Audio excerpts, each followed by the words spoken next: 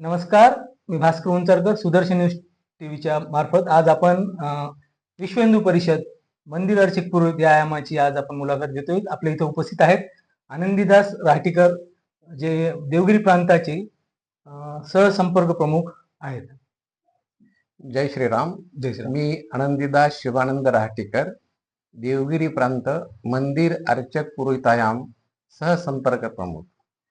गेली 3 वर्षापासून मंदिर स्वच्छतेचा आपण कार्यक्रम घेत आहोत.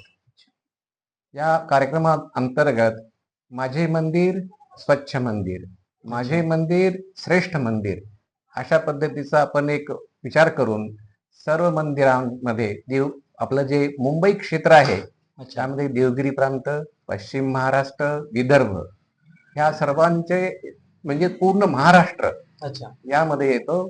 या संपूर्ण महाराष्ट्रामध्ये आपण एकाच दिवशी सकाळी 7 ते 11 असा ठरवत असतो. तर यावर्षी 5 ऑक्टोबरला आपण हा दिवस ठरवलेला आहे.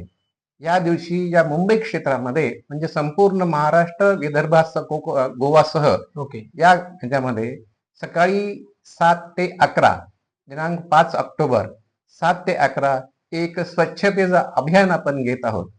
स्वच्छतेकडून समृद्धीकडे हा जो नारा आहे, तसंच आपलं मंदिर पण स्वच्छतेपासून समृद्धीकडे, स्वच्छतेपासून भक्तीकडे अशा पद्धतीनं हा मार्ग आपला चालू आहे.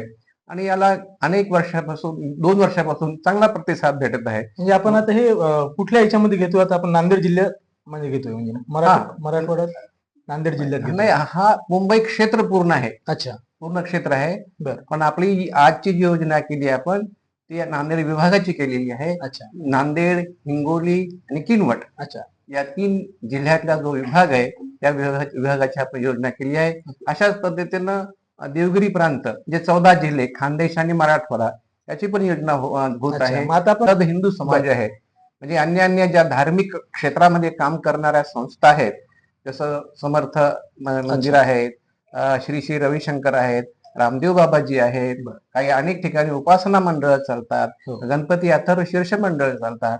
अशा सर्व श्रद्धावानांनी या कार्यक्रमाकडे एकंदरीतच आपल्या हिंदू धर्मातील जे काही संघटना आहेत, मंडळ असतील, गणेश मंडळ असतील, दुर्गादेवी मंडळ असतील व अनेक उपासना मंडळ असतील, अशा सर्वांनी एकत्र येऊन हा उपक्रम हाती घ्यावा आणि आपल्या हिंदू धर्माचे जे शक्ती केंद्र आहे मंदिर, त्याला स्वच्छतेकडून समृद्धीकडे नेऊन आपल्या हिंदूंचे बळकटीकरण व्हावे अशी दादाजींची व विश्व हिंदू परिषदेची ही शुभकामना आहे सर्वांना.